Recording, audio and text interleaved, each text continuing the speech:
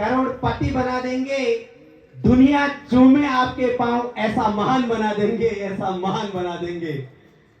इवाइटोरियम जो प्रोडक्ट है उसमें इतना ताकत है,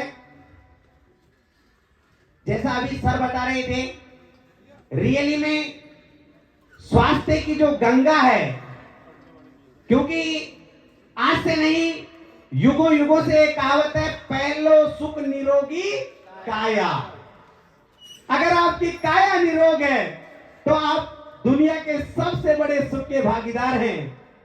फिर दूजो सुख घर में माया, और दोनों इवाइटोरियम लाया। तीसरा सुख फिर है कि तीजो सुख पतिव्रता नारी। लेकिन उससे पहले जो दोनों बड़े सुख हो गए वो तो कौन दे गया आपको? इवाइटोरियम दे गया।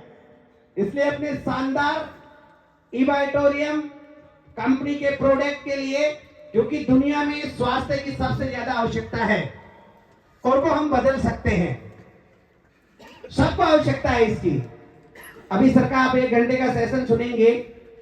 देखिए, रियलिटी में जब हम बड़े स्टेज पर बड़ी चीजों को सुनते हैं तो हमारा माइंड का जो सेट होता है, क्योंकि सोच के बारे में आपने सुना ही होगा कि एक व्यक्ति था, ये सोच सोच करके रोटी के टुकड़े को तोड़ रहा था, रोटी के ऊपर ही लगा रहा था और खा रहा था।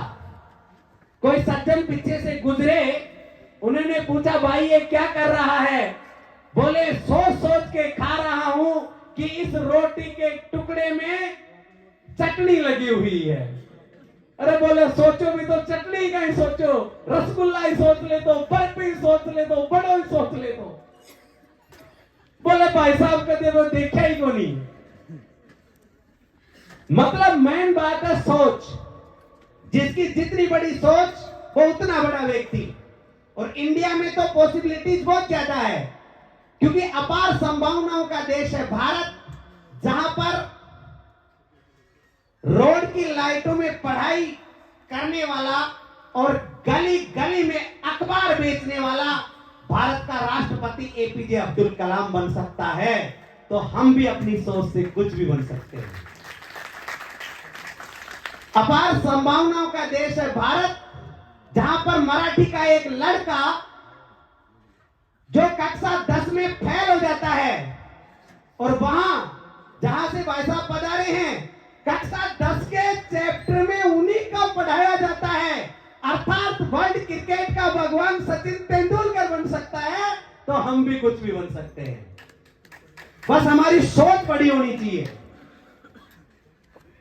आज इस हॉल में से आप कुछ लेकर के जाओ, नहीं जाओ, लेकिन एक पावरफुल सोच लेकर के जाओ।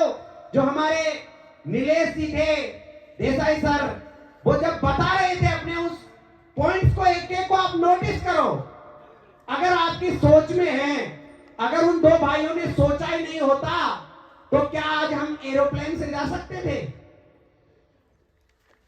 और यदि 20वीं शताब्दी अमेरिका की थी,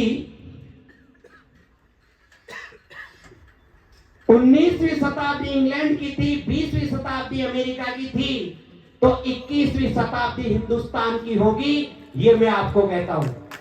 क्योंकि इंडिया के अंदर आज जितने भी बड़े पदों पर आप देख रहे हो विदेशों में, वो सिर्फ और सिर्फ इंडियंस हैं।